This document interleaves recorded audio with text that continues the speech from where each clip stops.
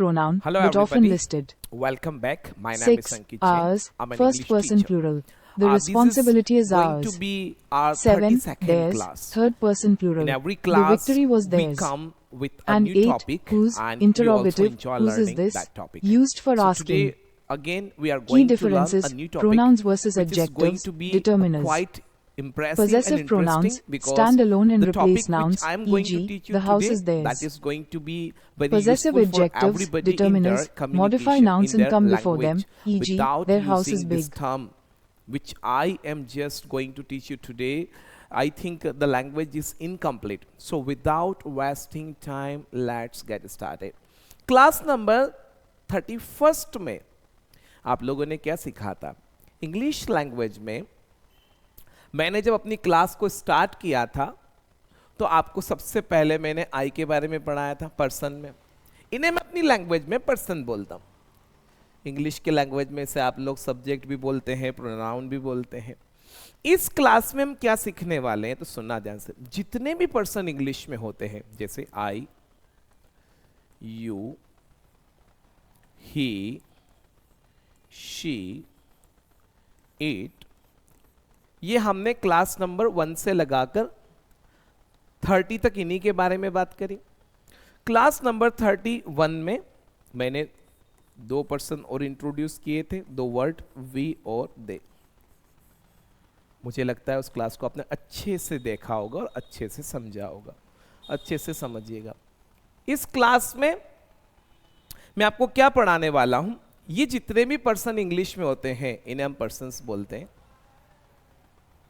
कभी कभी जरूरत पड़ने पर हमें इनका या चीजों का, थिंग्स का इनके साथ रिलेशन जोड़कर बताना पड़ता है. जब हमें जरूरत पड़ती है, क्योंकि कभी कभी चीजें रिलेट करती एक दूसरे से, तो हमें इनका रिलेशन जोड़कर भी बताना पड़ता है. तो एक तो इस क्लास में आज हम रिलेशन सीखेंगे कि पर्सन के साथ रिलेशन कैसे जोड़ के बताएं, और सेकंड इस क्लास में हम एक क्वेश्चन वर्ड भी कवर करेंगे जो रिलेशन कंफर्म करने के लिए ही यूज होता है. ओके, तो इस क्लास में हम 2 चीजें सीखने वाले. इतने पर्सन हमने पढ़े हैं, I, you, he, she, it, we और दे. मैंने पिछली क्लास में वी और दे को अच्छे से क्लियर किया है. वी और दे जो होते हैं वो मोर देन 1 होते हैं. तो मैंने आपको एक सिंपल सी लैंग्वेज में समझाया था कि जब इंग्लिश लैंग्वेज में किसी भी सेंटेंस में आपका पर्सन अगर मोर देन 1 के फॉर्म में आए, अब वो मोर देन 1 के फॉर्म में कैसे भी आ सकता है, वो डायरेक्टली वी और दे के फॉर्म में भी आ सकता है, या मोर देन 1 नाम भी आ सकते हैं. तो फिर ऐसे केस में हम जब सेंटेंस बनाते हैं तो मैंने बताया था कि यू वाला रूल्स लगाते हैं. अब I, you, he, she, it, we और दे क्या होता है ये तो आपने बहुत अच्छे से पढ़ लिया. कभी कभी क्या होता है कि इनका हमें चीजों से रिलेशन जोड़कर भी बताना पड़ता है. जब इंग्लिश लैंग्वेज में हम किसी पर्सन के साथ किसी चीज का या किसी इंसान का अगर रिलेशन जोड़कर बताते तो वो बताते कैसे हैं? It is very simple. अच्छे से देखिएगा और समझिएगा ध्यान से. जैसे मुझे किसी चीज का रिलेशन अपने आप से जोड़ना है, अपने आप को मैं क्या बोलता हूं, आई. तो इंग्लिश लैंग्वेज में जब हम इंग्लिश में किसी थिंग्स का रिलेशन आई से जोड़कर बताते हैं तो इंग्लिश लैंग्वेज में एक वर्ड जो मैंने बोर्ड पे लिखा है वो वर्ड है माई. माई से रिलेशन, जब भी किसी थिंग्स का रिलेशन आई से जोड़ते हैं तो उसके लिए हमारा वर्ड माई होता है. जैसी कोई चीज अगर मेरी है और मुझे इंग्लिश में बताना, जैसे ये मेरा क्लास है तो मैं बोलूंगा माई क्लास. मेरे पापा का रिलेशन में मुझसे जोड़कर बता रहा हूं तो मैं बोलूंगा माई फादर. तो माई क्यों बोल रहा हूं, कब बोलते हैं माई? जब किसी चीज का रिलेशन हम आई से जोड़ते हैं तब माई लगाते हैं. ऐसे अगर हमें फॉर एग्जाम्पल किसी थिंग्स का रिलेशन अगर यू से जोड़कर हमें बताना है, तो जैसे आई के लिए माई है, यू के लिए बनता है your, Y O U R. जैसे आप मेरे लिए यू हैं, तो ऐसी कोई चीज जो मैं आपसे जोड़ूंगा अगर उसका रिलेशन तो मैं यूअर से बताऊंगा. जैसे आपके पापा मेरे लिए बनेंगे यूअर फादर, आपका नाम मेरे लिए बनेगा यूअर नेम. अब एक वीडियो में किसी ने कमेंट किया था सर यूअर नेम कौन सा पर्सन होगा. समझो ध्यान से, ये नेम है, ये आई और यू नहीं है, तो ये थर्ड पर्सन होगा. नेम, नेम बोला मैंने, ध्यान रखना. ओके ध्यान, ये यू नहीं है, यूर नेम है, तो नेम तो थर्ड पर्सन होगा, फादर भी थर्ड पर्सन है। किसी ने पूछा था मुझे, वो व्यक्ति एक्चुअली कहीं और कंट्री से हैं, तो उन्होंने मुझसे पूछा था कि सर यूर नेम कौन सा पर्सन है, थर्ड पर्सन होगा क्योंकि नेम है वो, तो नेम तो थर्ड पर्सन होगा ना, यू थोड़ी है, यूर नेम है, और यू से रिलेशन जोड़ रहे हो, यू नहीं है वो तो रिलेशन जोड़ रहे हो, समझना मेरी बात ध्यान से, वो यू नहीं है, रिलेशन है, थर्ड पर्सन नहीं होगा। तो जब यू से किसी का रिलेशन जोड़ते हैं तो यूर बताते हैं, लगाते हैं। जैसे सपोज फॉर एग्जाम्पल मुझे बोलना है कि आपकी लाइफ स्टाइल, तो मेरे लिए आपकी लाइफ स्टाइल बनेगी यूर लाइफ स्टाइल। मुझे बोलना है कि आपकी कार, तो आप लोगों की कार मेरे लिए बनेगी यूर कार। ठीक है, ऐसे ही जब किसी चीज का रिलेशन हमें ही से जोड़ना होता है तो ही से जोड़ने के लिए हमें वर्ड लगाना पड़ता है हीज। इंग्लिश लैंग्वेज में किसी भी चीज का रिलेशन जब ही से जोड़ते तो हम बोलते हैं सर ये तो उसका है, ये उसकी है।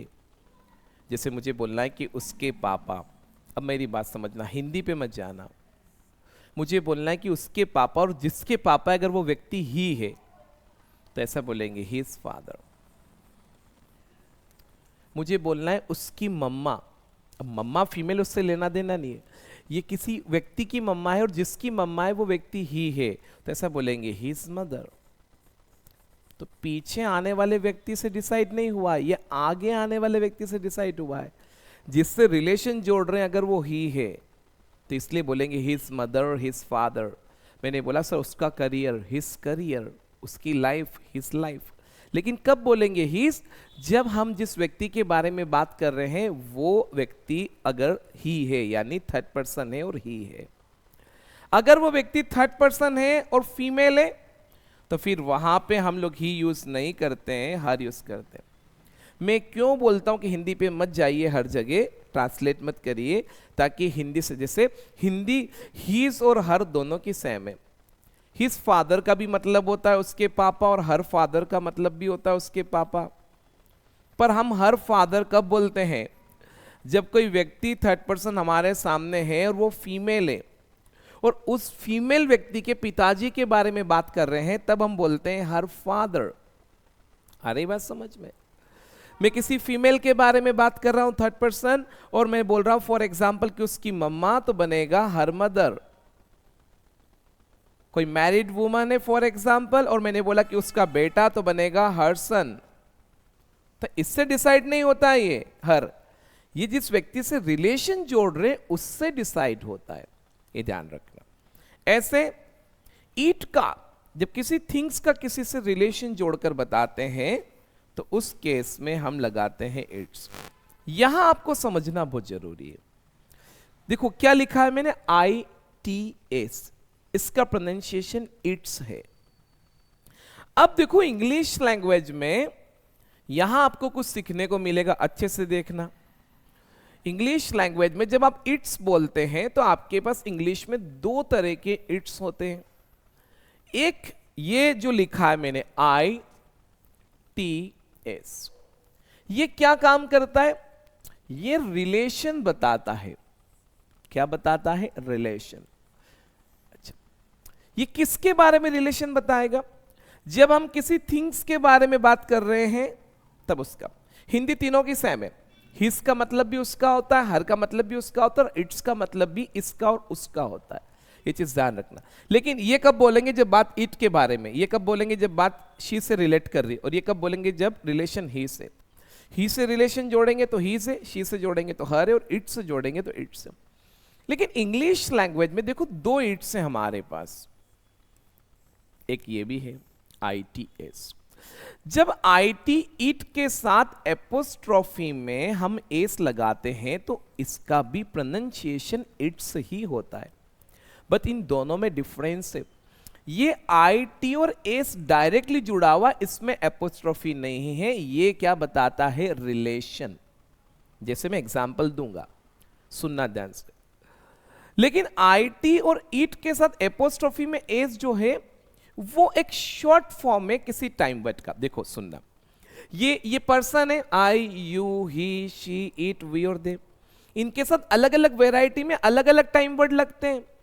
तो किसी पर्सन के नाम के साथ, भले वो आई हो, यू हो, ही हो, शी, इट, वी और दे, अगर उसके साथ कोई एपोस्ट्रोफी लगा हुआ है, किसी पर्सन के नाम के साथ कोई एपोस्ट्रोफी लगा और कुछ शॉर्ट फॉर्म लिखा हुआ, तो वो टाइम वर्ड का शॉर्ट फॉर्म है।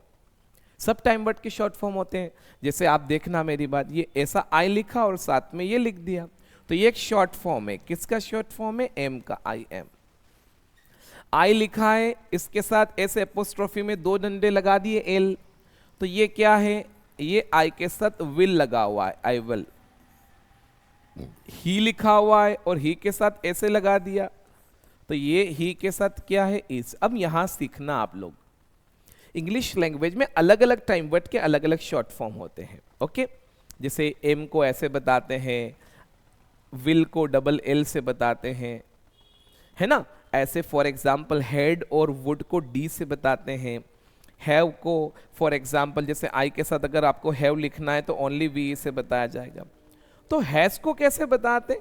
तो मेरी बात देखना आप लोग, इंग्लिश लैंग्वेज में किसी भी पर्सन के साथ अगर ये दो टाइम वर्ड आते हैं, पहला इज और दूसरा हैज, तो इन दोनों का शॉर्ट फॉर्म बताने का तरीका सेम है। वो वेदर इट इज और हैज, भले वो इज हो या हैज हो, इन दोनों का शॉर्ट फॉर्म एपोस्ट्रोफी में एस लगाकर ही बनता है। अच्छा, ये किसके साथ आते हैं? तो ये यही तीन केस है, ही, शी और इट। ये ही के साथ भी हो सकता है क्योंकि ही इज भी होता है, तो ही हैज भी होता है। ये शी के साथ भी हो सकता है क्योंकि शी इज भी होता है, तो शी हैज भी होता है।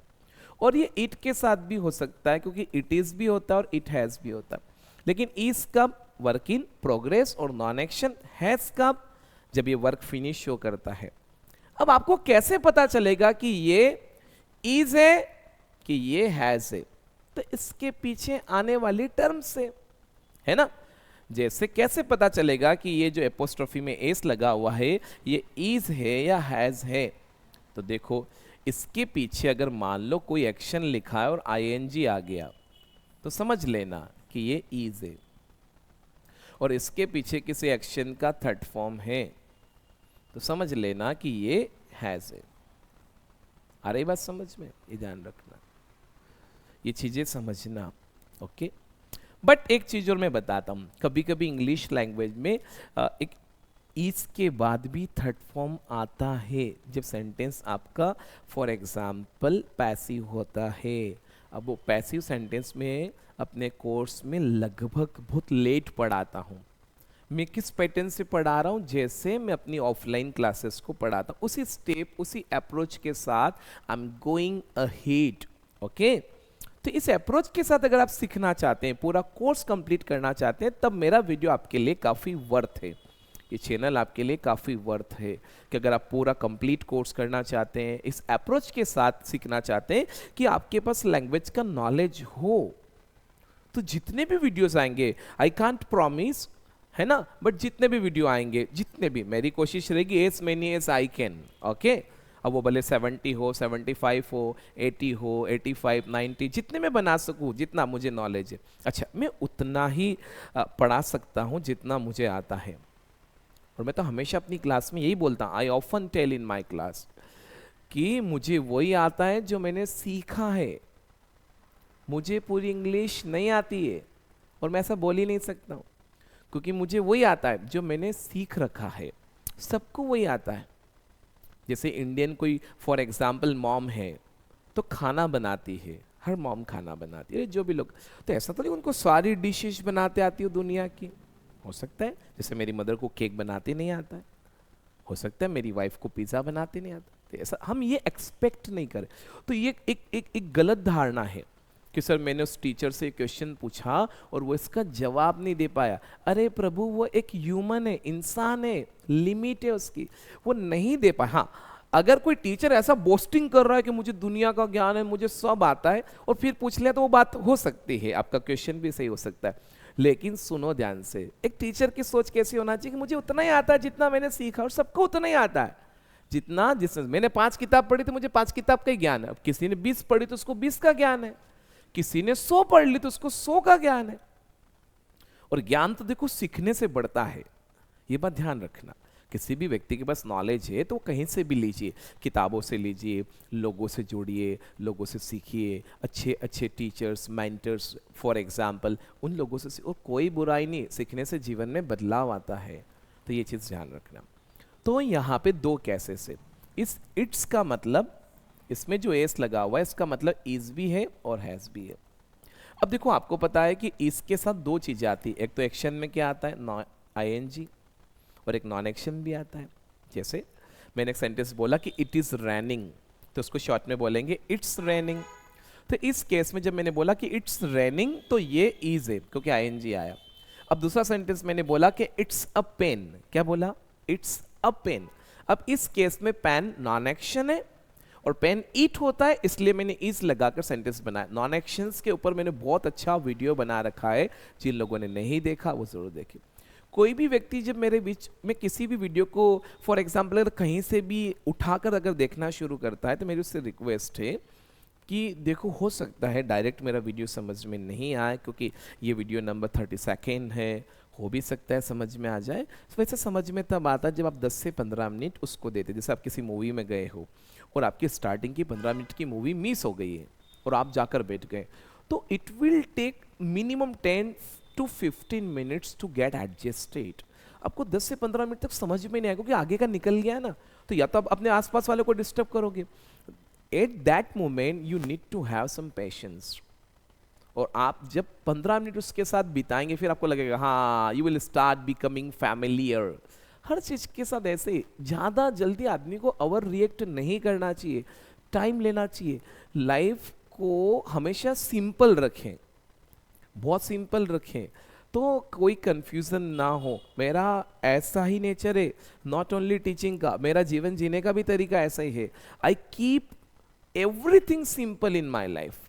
मैं किसी चीज का इतना हाइप क्रिएट नहीं करता हूं, ना ही अपनी लाइफ में ना ही किसी के साथ। चीजें सिंपल रखो।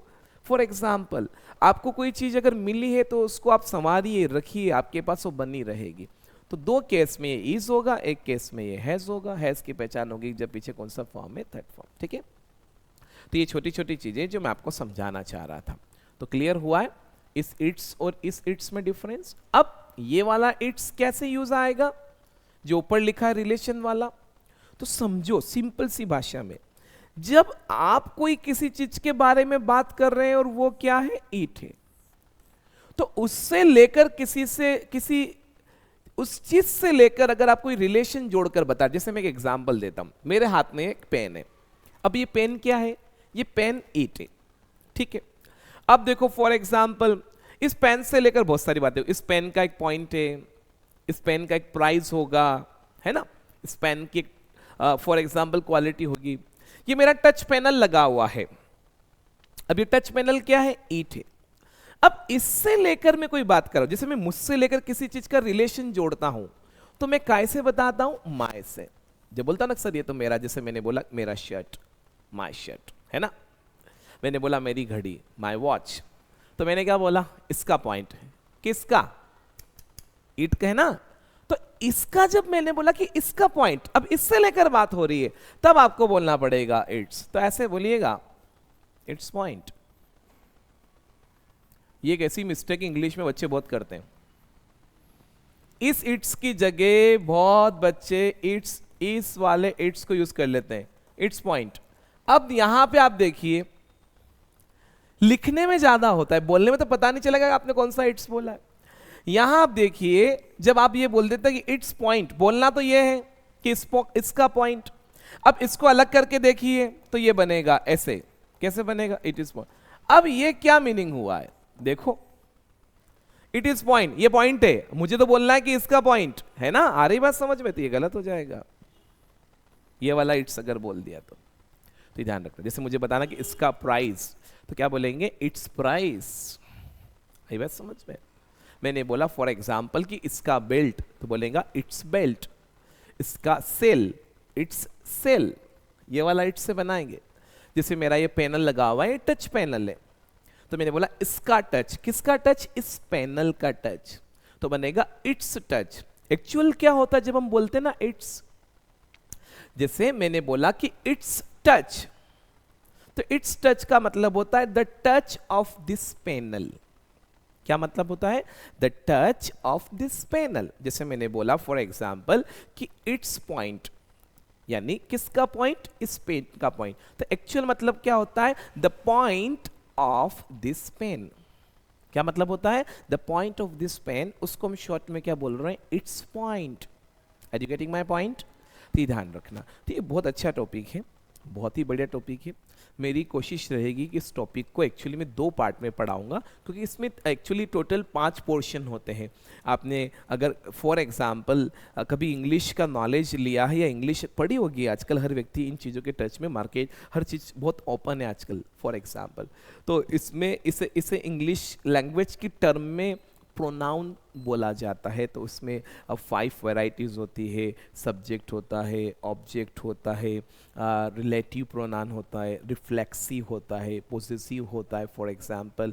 तो अलग अलग केसेस हैं। हम आज एक्चुअली 3 केस पढ़ेंगे। ये फर्स्ट, जिसको मैं पर्सन बोलता हूँ, इंग्लिश की भाषा में लोग इसे सब्जेक्ट बोल देते हैं। सब्जेक्ट सिंपल सरल भाषा में होता है जिस पर्सन से आपका सेंटेंस स्टार्ट हुआ। दूसरा रिलेटिव प्रोनाउन होता है, जिससे मैंने ओनली रिलेशन लिखा है, तो उसके बारे में हम बात कर रहे हैं। तीसरा केस और होता है जिसको हम इस वीडियो में ख़त्म करेंगे। ओके, वीडियो की लेंथ को शॉर्ट रखने के लिए हम लोग ऐसा कर रहे हैं। जैसे मेरा वीडियो नंबर 31 एक रिकॉर्डेड क्लास रहा है ऑफलाइन का, तो ऑफलाइन क्लासेस मेरी 50 मिनट से अबव जाती है। ऑफलाइन क्लासेस मेरी लगभग 1 आवर की होती है। यहाँ मैं एक रेंज रख के बैठा हुआ है 25 to 35। 2 वीडियोस मेरे मोर देन 35 हैं, 2 से 3 जो 40 है।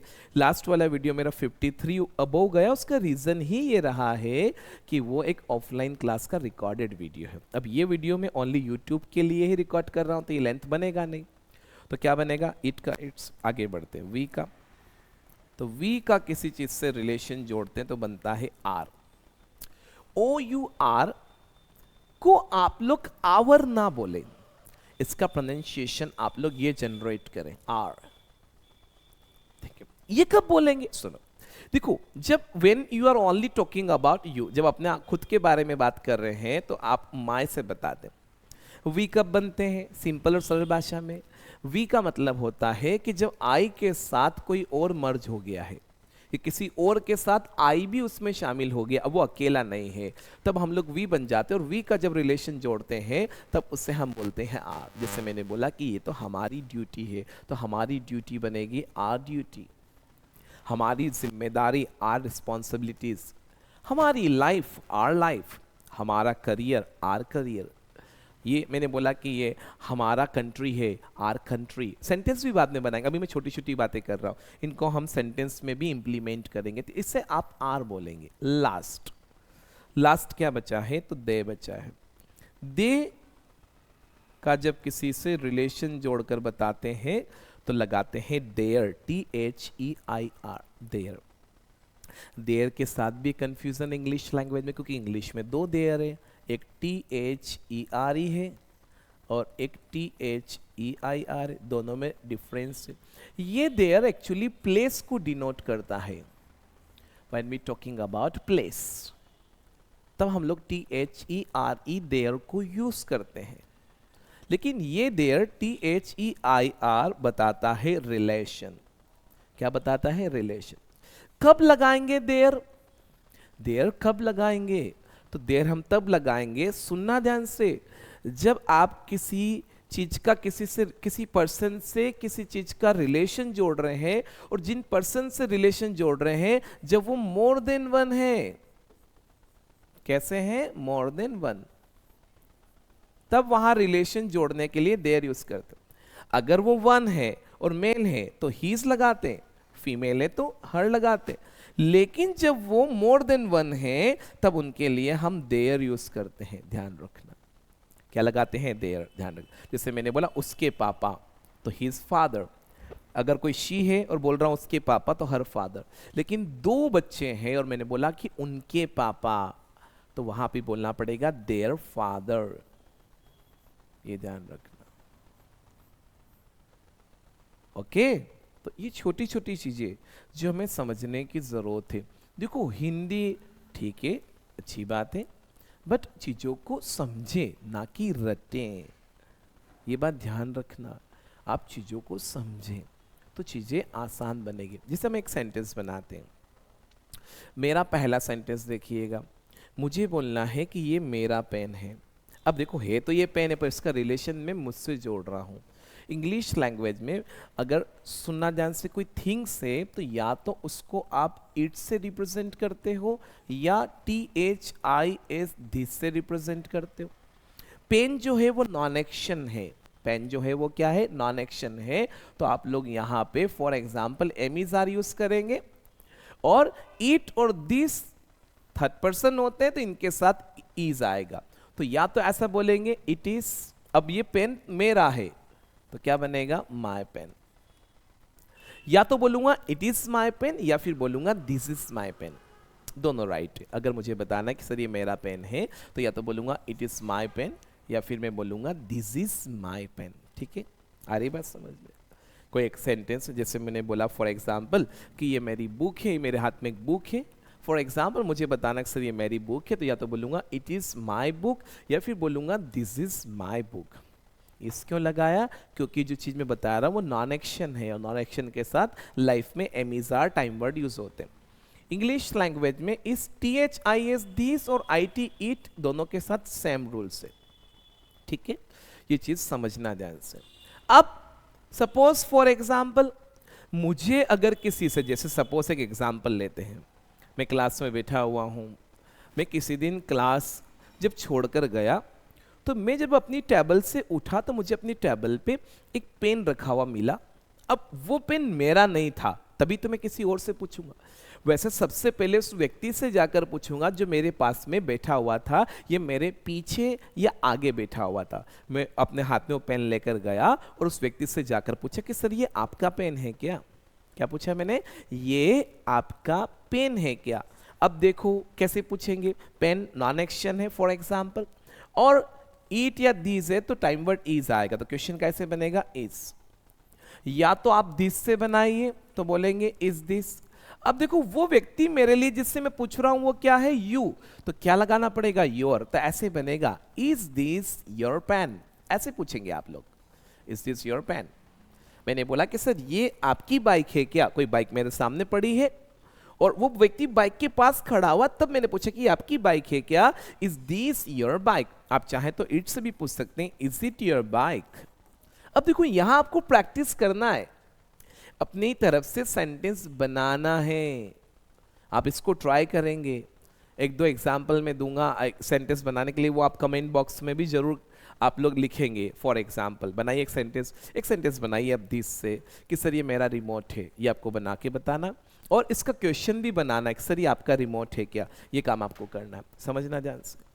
अगर मैं पूछ रहा हूं यू से कि ये आपका पेन है क्या, तो बनेगा इज दिस योर पेन। मैंने बोला सर ये आपकी क्लास है क्या, इज दिस योर क्लास। मैंने बोला ये आपकी सीट है क्या, is this your seat. Sir ये आपकी कार है क्या, इज दिस योर कार। ठीक है, थैंक यू सो मच। अब अगर कोई थिंग्स है और किसी थर्ड पर्सन व्यक्ति की है और वो भी अगर ही की है, तो मुझे अगर डायरेक्टली बताना है कि सर ये है ना उसका पेन है, ये उसका पेन है, तो दिस इज सेंटेंस तो दिस इज से ही बनेगा। लेकिन अगर वो ही है तो हीज लगाना पड़ेगा, तो आपका सेंटेंस बनेगा ऐसे कि सर ये उसका पेन है। जैसे मैं आपको बता रहा हूं कि ये उसका पेन, और जिसका है वो व्यक्ति एक तो थर्ड पर्सन है और उसमें भी मेल है, एक ही है, तो दिस इज हिज पेन। अगर वो फीमेल है और मुझे बताना है कि सर ये तो उसका पेन है, तो सेंटेंस बनेगा दिस इज हर पेन। अच्छा, ये जरूरी नहीं कि यही यूज में आएंगे, ये सेंटेंस में भी यूज आएंगे। जब आप सेंटेंस बनाओगे ना, life, past, future, work in progress, past बनाओगे, वर्क फिनिश बनाओगे, या किसी और वैरायटी, अभी तक हमने 6 वैरायटी के टाइम वर्ड्स पढ़े, do, does, am, is, are, have, has, will, did, was and were. इनसे लेकर कोई भी कंफ्यूजन है, आप चाहते कि मैं इससे लेकर और कोई वीडियोस बनाऊं, तो आप वो भी मुझे कमेंट बॉक्स में जरूर बताएं। तो ये छोटी छोटी चीजें समझना ध्यान से, बहुत अच्छी सी चीजें हैं और आपको समझने की जरूरत है। तो ऐसा बनेगा दिस इज, ही का है तो हिज पेन, और शी का है तो हर। जैसे मैंने बोला कि सर ये तो उसकी बाइक है, दिस इज हिज बाइक। कब बोलेंगे? जब दो लोग बात कर रहे हैं और ये बाइक किसी तीसरे की है और जिसकी है वो ही है, तो दिस इज हिज बाइक। कब बोलेंगे कि सर ये उसकी स्कूटी है? जब आप और मैं बात कर रहे हैं, बात किसी तीसरे व्यक्ति के बारे में और वो फीमेल है, तो हम बोलेंगे दिस इज हर बाइक या हर स्कूटी। ठीक है, ऐसी कोई चीज फॉर एग्जाम्पल जो हमारी है, मतलब मेरी अकेले की नहीं है, हम जहाँ फॉर एग्जाम्पल अपने आप को नहीं, सबको अपने साथ जोड़कर जब बोलते हैं तब हम लोग आर बोलते हैं। ऐसे जैसे मैंने बोला फॉर एग्जाम्पल कि ये हमारी जिम्मेदारी है अपनी फैमिली को सेफ रखने की, तो कैसे बोलेंगे? It is our responsibilities to keep our family safe. आई बात समझ में? ये हमारी जिम्मेदारी अपने आप को अपडेटेड रखने की, तो it is our responsibility to keep our self updated. अपने आप को भी बोला है ना, तो आर सेल्फ बोलना जाएगा फॉर एग्जाम्पल। तो ये हमें ध्यान रखना है जब भी इस तरह की हम बात करें, ये छोटी छोटी चीज़ें हैं। ओके, अच्छा ये सेल्फ कब लगाते हैं ये हम आगे बात करेंगे। जैसे माई सेल्फ बनेगा, योर सेल्फ भी होता है और योर सेल्फ भी होता है, लेकिन यहाँ पे हिम सेल्फ होता है, ही के लिए, शी के लिए हर सेल्फ होता है, इट के लिए इट सेल्फ होता है, आर के लिए आर सेल्स होता है, और दे के लिए दैम सेल्स होता है। वो हम आगे पढ़ेंगे, ये भी एक चीज़ पढ़ते हैं। ये क्या चीज़ें होती है? फॉर एग्जाम्पल ये ऑब्जेक्ट वाले केस में यूज़ होती है।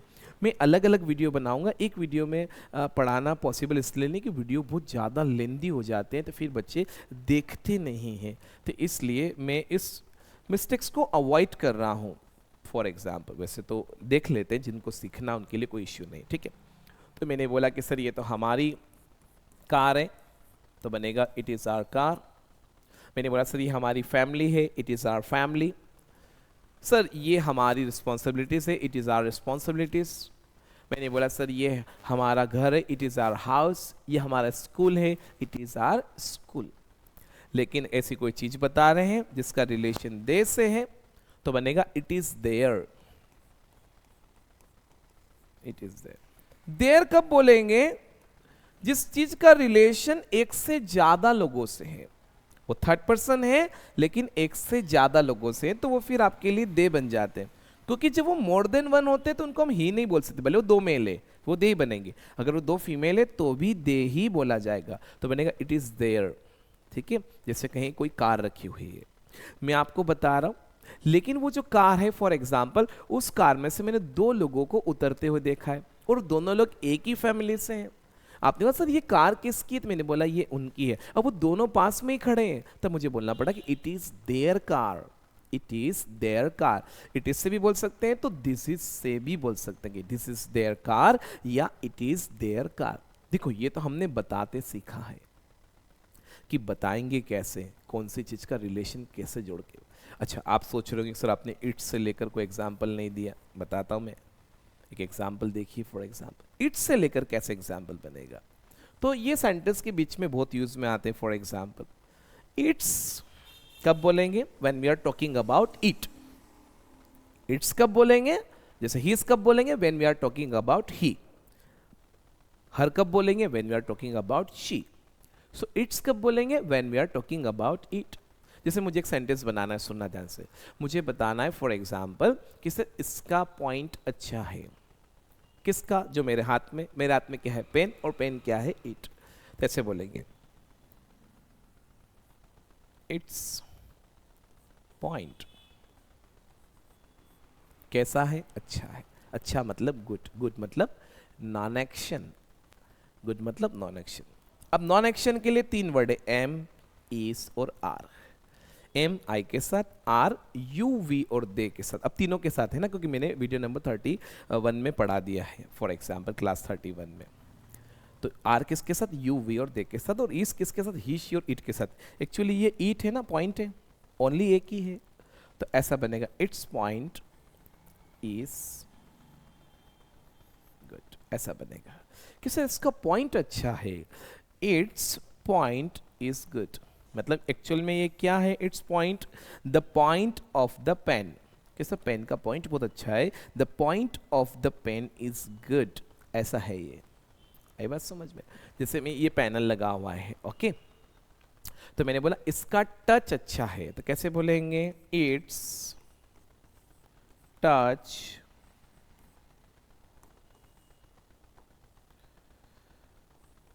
अरे प्रभु, क्यों मिस्टेक हो रही है? It's touch is good. Social media के ज़माने में आप अगर सोशल मीडिया प्लेटफॉर्म पे कोई चीज़ पढ़ा रहे हो तो आपको बहुत सोच समझ कर ही काम करना पड़ता है, क्योंकि कुछ लोग ऐसे हैं जो ऑलरेडी आपकी गलती ढूंढने के लिए बैठे हुए हैं।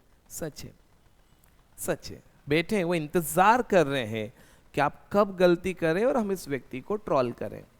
ये मैंने देखा, मैं बहुत लोगों को देखता हूँ। फॉर एग्जांपल, जैसे अभी रिसेंटली इंडिया में एक मैरिज हुई है, फॉर एग्जांपल एक कथावाचक है, उनका नाम इंद्रेश जी करके है। तो उसको, उस व्यक्ति को फॉर एग्जांपल लोगों ने इतना गजब का ट्रॉल करना शुरू किया। अरे it is his personal life, क्या बोलेंगे, ये उनकी पर्सनल लाइफ है, तो इट इज, अब वो ही है ना, तो it is his personal life. इतना किसी की लाइफ में क्यों? अच्छा, आपको अगर इतना बुरा लग रहा है तो आपने उसको देखना ही क्यों शुरू किया?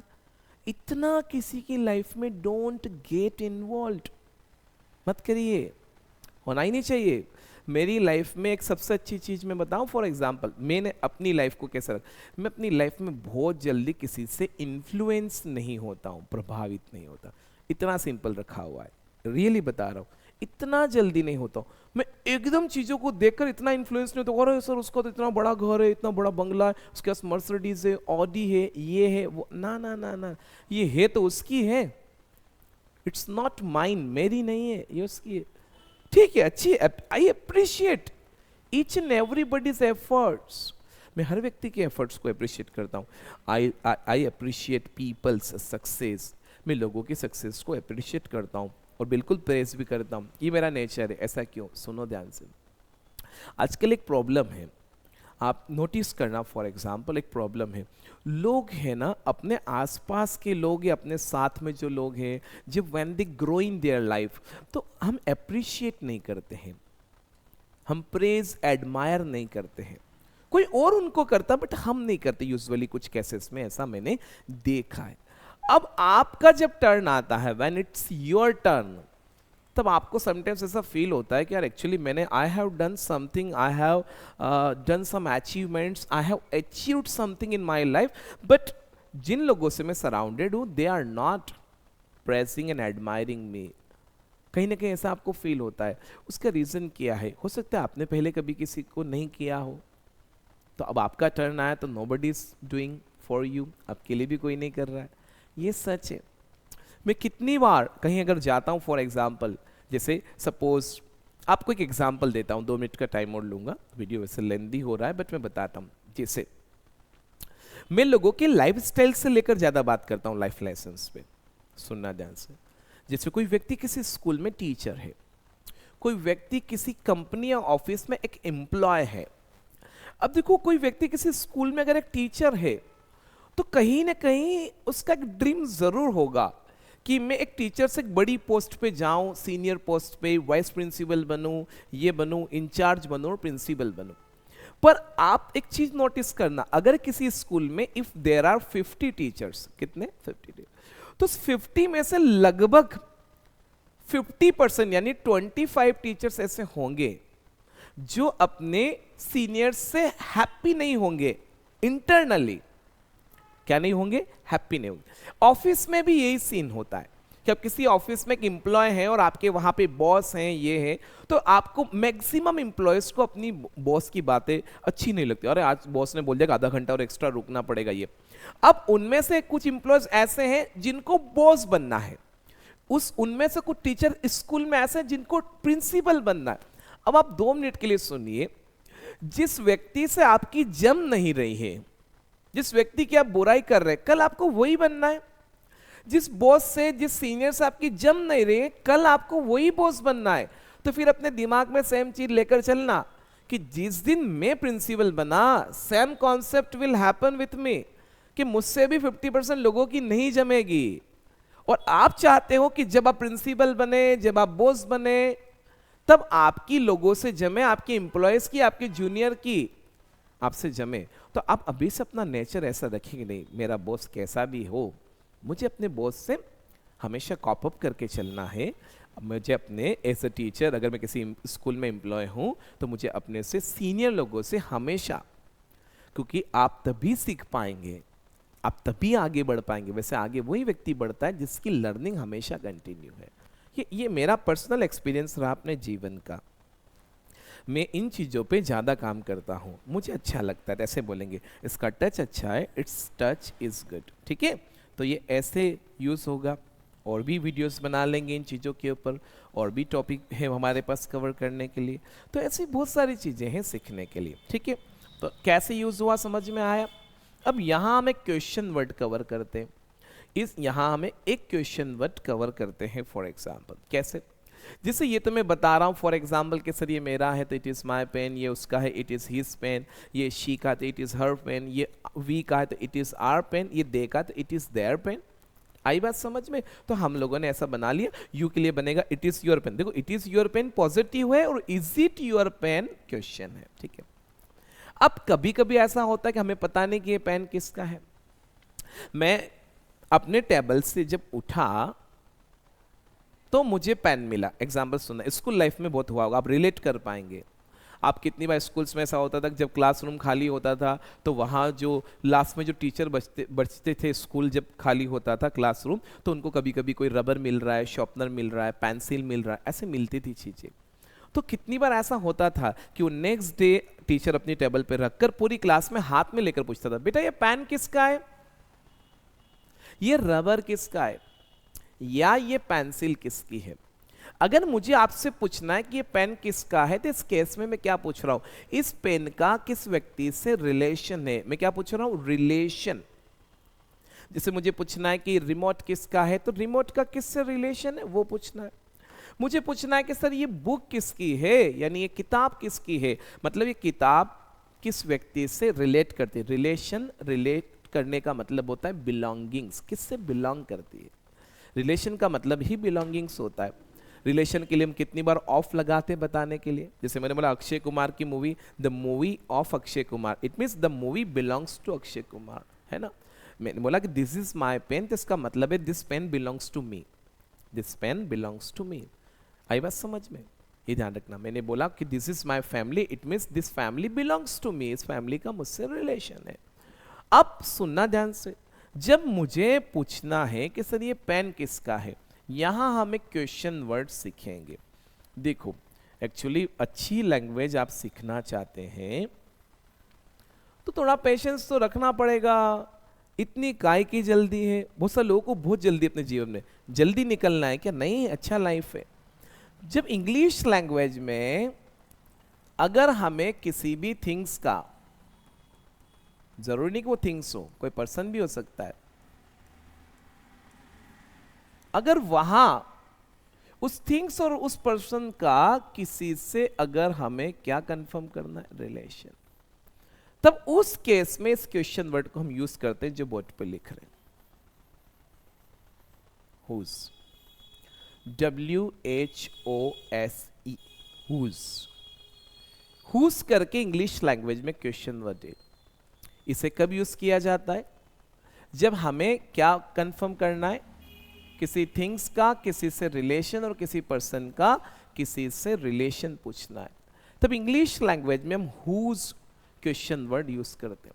अब यहां समझना, जिस चीज का रिलेशन हमें पूछना है, फॉर एग्जाम्पल उस चीज को हम हुज के साथ रखते हैं।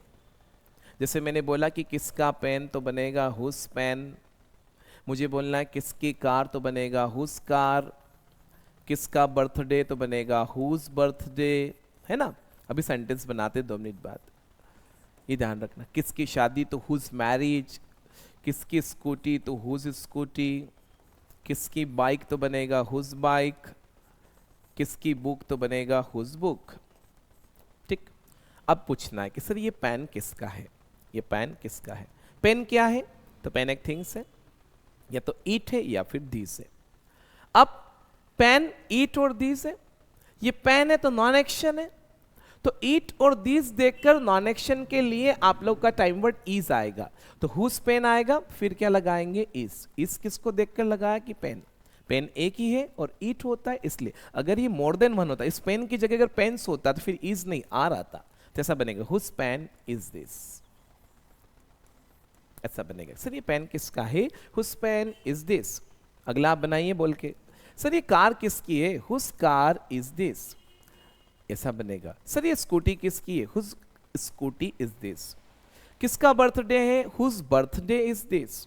किसकी शादी है, whose marriage is this.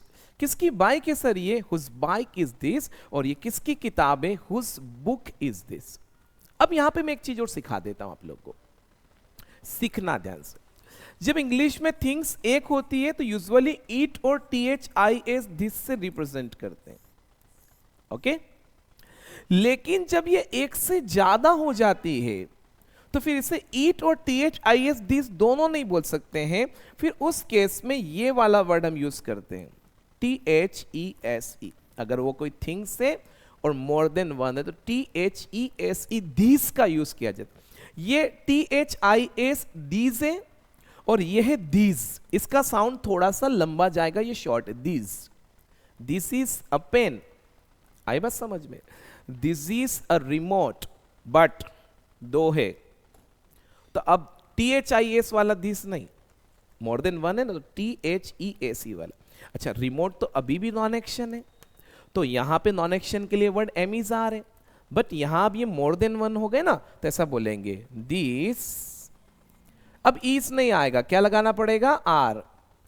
Are क्यों आया, इसके लिए क्लास नंबर 31 देखिएगा तो आपको समझ में आएगी, क्योंकि when person becomes more than one, अब मोर देन वन है तो THESE यूज करना। अब ये रिमोट नहीं है, रिमोट से एक से ज्यादा है ना तो रिमोट्स बोलना पड़ेगा, तो ऐसा बनेगा कि सर ये रिमोट्स है, दिस आर रिमोट्स। आई बात समझ में, तो ये हमें ध्यान रखना कि दिस आर रिमोट्स। अब मुझे बताना कि ये मेरे हैं तो दिस आर माय रिमोट्स। अब इससे भी बन सकता है, जैसे मुझे बोलना है फॉर एग्जाम्पल ऐसे पूछना कि रिमोट किसके हैं तो हुज रिमोट्स। अब आपने जब रिमोट्स लगाया तो आप क्या नहीं लगा पाओगे, इज, क्योंकि एक से ज्यादा है ना, नॉन एक्शन है इसलिए एम इज आर लग रहे हैं, तो फिर क्या आएगा, आर। तो कैसे बोलेंगे, हुज रिमोट्स आर। अब ये वाला दिस नहीं आएगा, ये वाला दिस आएगा, हुज रिमोट्स आर दिस। आपको थोड़ा सा प्रैक्टिस करके क्वेश्चन बनाना पड़ेंगे, हुज रिमोट्स आर दिस। आप चीजें लीजिए और ऐसे बनाइए क्वेश्चन, हुज के साथ, हुज के साथ बनाइए।